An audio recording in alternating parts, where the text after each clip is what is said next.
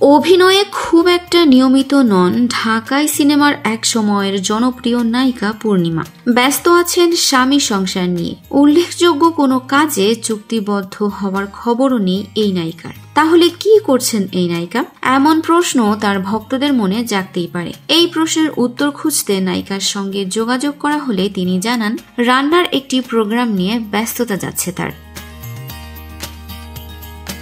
একটি সময় ঢাকায় সিনেমার এই নায়িকার চাহিদা ছিল আকাশচুম্বী। নির্মাতা তাকে নিয়ে সিনেমা বানালেই যেন পেয়ে যেতেন সফলতা। কিন্তু এখন আর নেই তার চাহিদা, তাই ছোট পর্দায় ব্যস্ততা বেড়েছে তার। তবে সেটিও অভিনয় নয়, বিচারকের দায়িত্ব পালন করছেন বিভিন্ন রিয়েলিটি শোয়ে।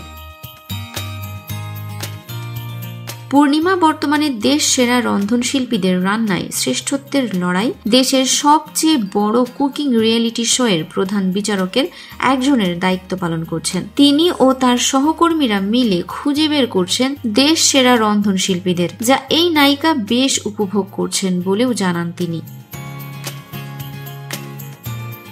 আপাতত এই কাজ নিয়েই ব্যস্ত এই অভিনেত্রী। পূর্ণিমাকে সবশেষ দেখা যায় সরকারি অনুদানে নির্মিত ও ছোটকু আহমেদ পরিচালিত আহারে জীবন সিনেমায়। এতে তার বিপরীতে অভিনয় করেন ফেরদৌস আহমেদ। এছাড়া নির্মাণাধীন রয়েছে নাইম ইমতিয়াজ নেয়ামুল পরিচালিত গাংচিল ও জ্যাম সিনেমা দুটি। দীর্ঘদিন ধরেই সিনেমা দুটির কাজ থমকে আছে। একটিতে তার বিপরীতে আছেন ফেরদৌস আর আরেকটিতে আছেন আরিফিন।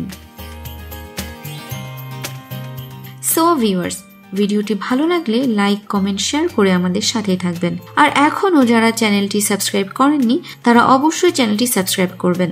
কথা এন্টারটেইনমেন্ট, আমি আরিফিন ফারাহ।